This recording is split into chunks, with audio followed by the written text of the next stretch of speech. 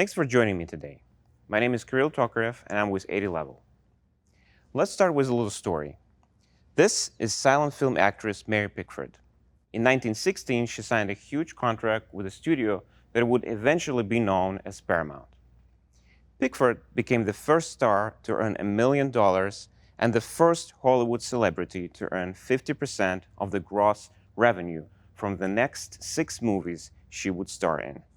This agreement between an employer and a creative talent was a game-changing moment for the entertainment industry. Not to mention for the people that studios relied on to make their films a huge success. Many people believe that the only way to earn a good living in video games after graduating from an art school or design college is to get a job, work hard, and hope to be promoted.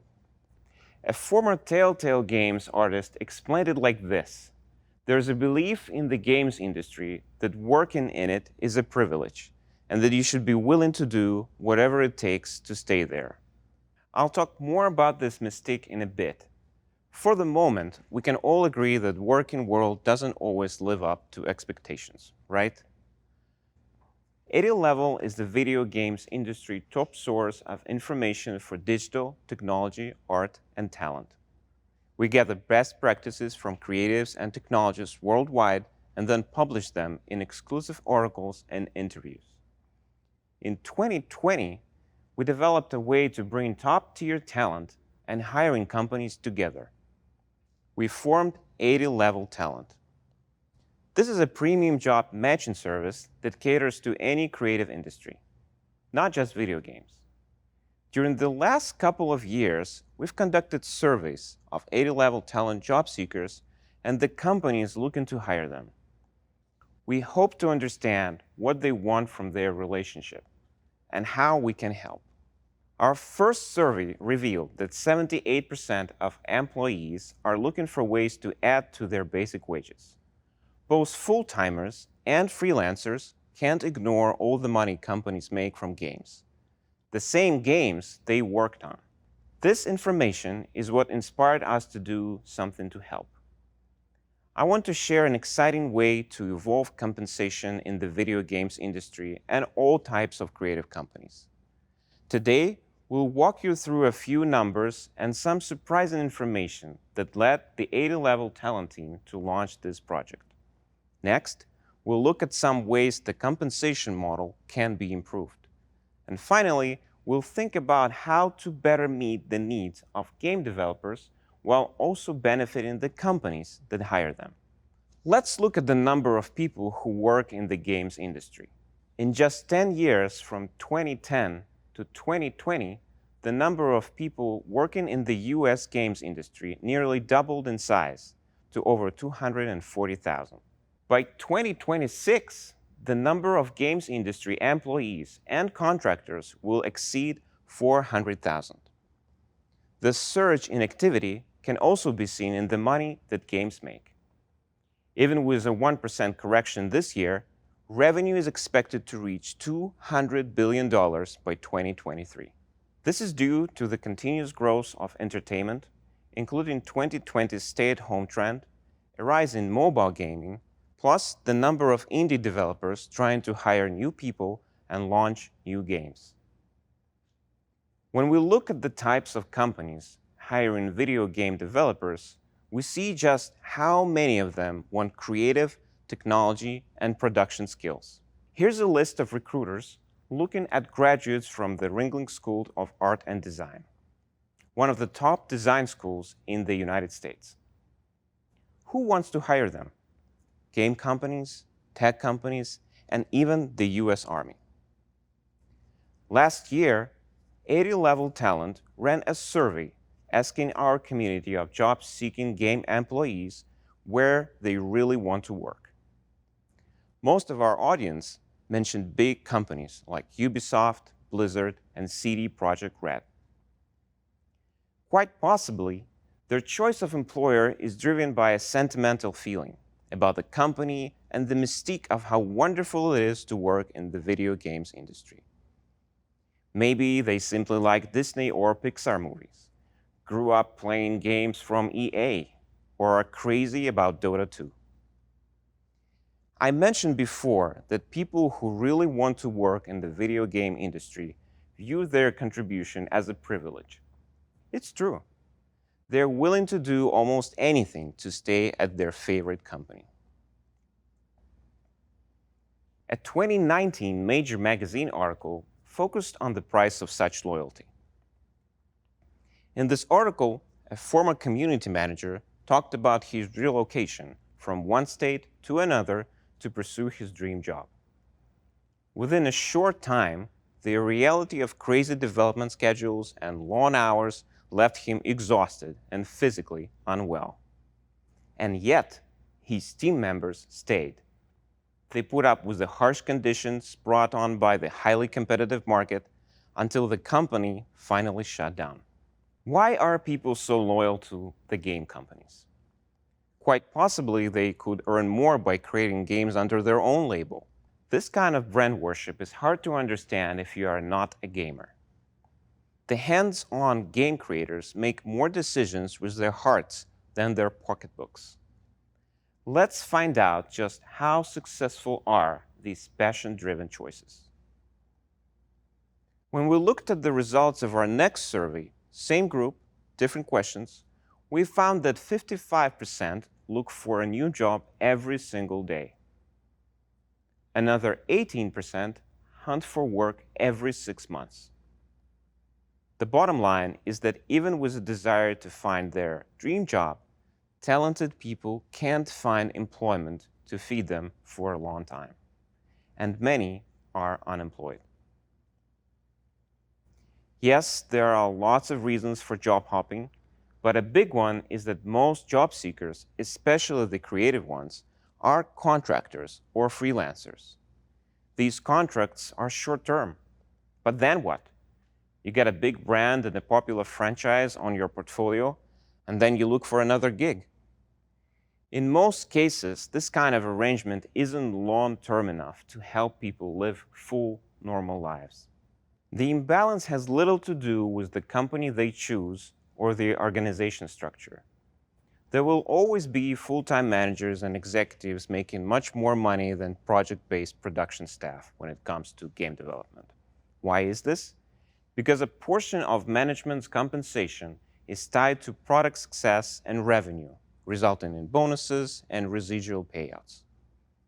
When do hourly or gig contractors get to see the upside of potential revenue from the games they work so hard to create? Some progressive companies try to adopt an unorthodox approach. A few years ago, every Motion Twin employee began receiving the exact same salary based on company profits. But for the rest of the industry, this rarely happens. And while this approach may work well for startups, it doesn't scale well. So, when small companies like Motion Twin hire more management and executives, paying everyone the same salary simply doesn't cut it. At this point, these companies often revert to more traditional compensation. Some people join companies because of health insurance, 401k, and other employee benefits. But they still don't earn enough to support themselves. So how do creative employees make money? Well, some run their own development projects. If they aren't creating games under their own brands, they start mentorship programs or launch teaching businesses. Evan Amundsen is a concept artist from Oslo, Norway, who freelances for big names like Character, Riot, and Guerrilla Games. Like most creatives these days, he's also an entrepreneur. Evan sells illustrations from his own fantasy world, he built a commerce site, and started a Patreon channel. His audience is made up of artists interested in learning his techniques. Material designer Daniel Thieger has been working for over 15 years for clients like Adobe, NVIDIA, and Bungie. Daniel augments his income from corporate clients by marketing step-by-step video tutorials for beginners. His tutorials walk viewers through the creation of a single material from the ground up. He also provides examples of how to use complex tools and how to solve common problems. Some years ago, here at GDC, Jake Burkett from Gray Alien Games talked about the power of Longtail and how he makes more money and survives in this industry without having a hit. In Jake's graph, you can see how the income he gets from his own games compounds. Over the years, he makes more and more money out of the projects that seemed at the beginning like total flops. On the other hand, the money he makes from contracting, the most common way to hire in the video game industry, earns him less and less as time goes on. His powerful takeaway is that developers do better by creating their own games. They can enjoy the revenue from sales at launch and into the future. The long tail approach requires patience and earns Jake much more money than when he works for others. The 80-level talent team thought about this gap. Our surveys and Jake's story inspired us to develop a way to enable the people working on companies' development projects to take control of their own futures. Imagine a world where instead of just selling their services to work on a game, they can become partners in the product's long-term success. Think about it. Consider what would happen if these creative people worked for companies who view artists' and coders' time and effort as a necessary piece of the game's success formula. Motivated creatives could get back a portion of the long-tail income from games they develop for others. It's, well, pretty game-changing. This was the point when 80 Levels Talent new revenue sharing initiative began. Once again, we reached out to our existing community of creative professionals. This time, we asked how they want to be paid. No big surprises here. Most creatives said they want a salary. A few had cautionary stories about past experiences, and a huge 78% were open to the idea of revenue sharing. Most 80-level creative job seekers are excited about the idea of mixed salary plus equity. Turns out that the opportunity to benefit from the upside of the game's success is more than welcomed. It's not just about the money. To a game artist or producer who just spent 6 months contributing on a game's development, getting a small piece of the upside feels really good. Like their effort now has real value, tangible value, dollar value. They become partners in the game's success right from the project kickoff. At the same time, we talked with game development companies to see how open they are to the idea of the revenue share model. As expected, companies were, well, less than happy about offering revenue sharing in addition to salary. It makes sense when you think about it. For small companies with around 50 people or less, revenue sharing wasn't so appealing. But for companies with more than 50 employees, we saw a growing interest in the model. Of course, each company needs to weigh the benefits and the risks. But if revenue sharing is done the right way, a team's commitment to the game and the company's success goes through the roof. It gets better. The same companies were then presented with a hybrid model, where the equity replaced some percentage of wages. Now, the companies responded they were more open to considering revenue sharing. So what are the big takeaways? Creatives in the game industry welcome opportunities to earn a share of what they build. A hybrid compensation model of salary plus equity appeals to both game developers, publishers, and the people who work for them.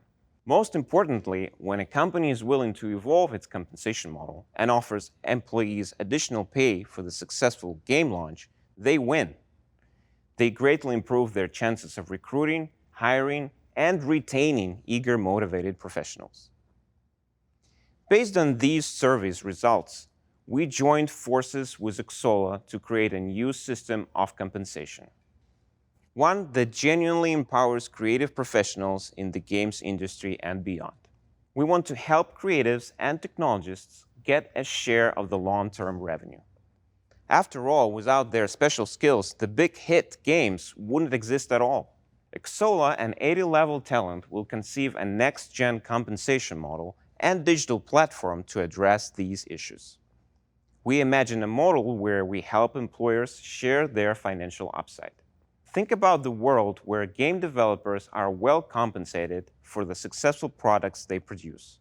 In the early stage of this experiment, we'll focus only on companies selling their products exclusively with Xsolla solutions.